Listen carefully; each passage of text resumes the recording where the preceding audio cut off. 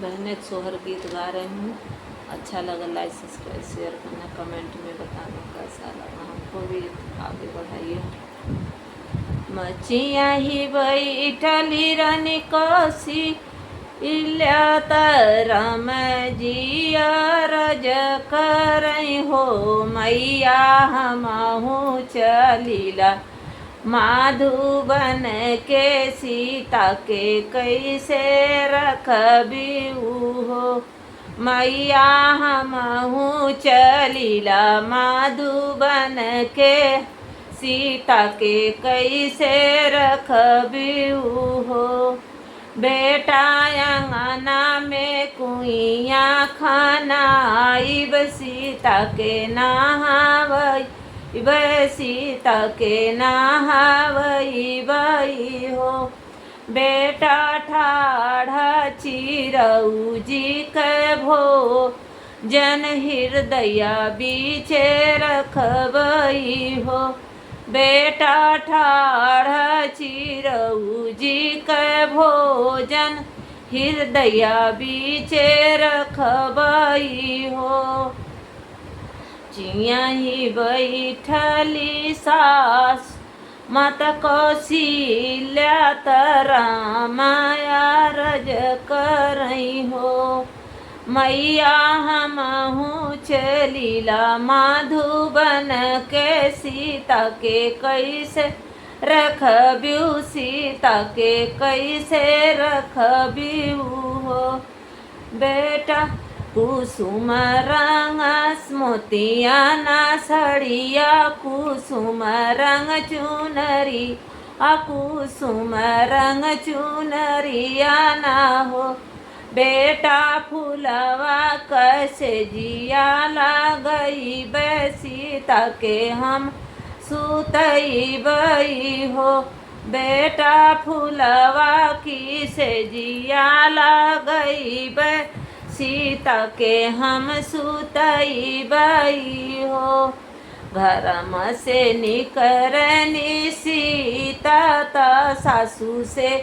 अरज करई सासू से अरज करई हो फटी जई है कुस मोतिया ना सड़िया कुसुम रंग चुनरिया कुसुम रंग चुनरिया ना हो सासू झुराई जई है से जिया का फूलवा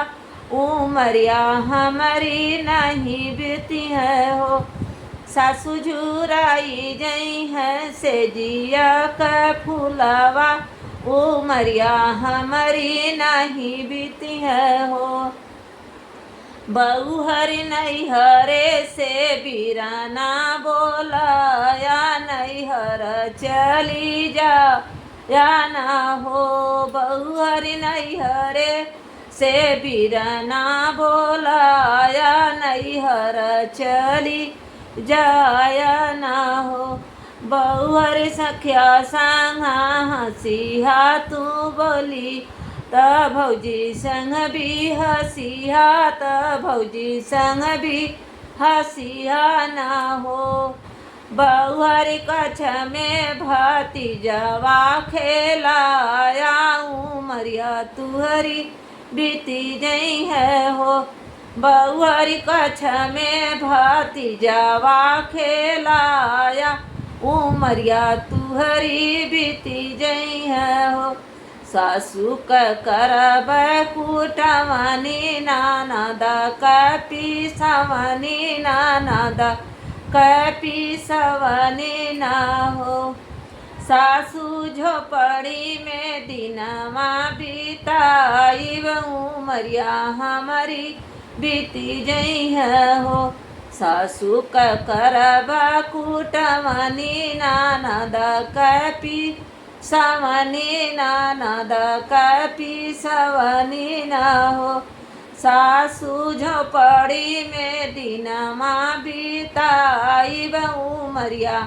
हमारी बीती जई है उमरिया हमारी बीती जई है हो मचिया ही बैठल रानी कौशिल्या तारम जिया रज कर राम जी अरज करई हो मैया हमहू चलीला माधुबन के सीता के कैसे रखब्यू सीता के कैसे रखब्यू हो।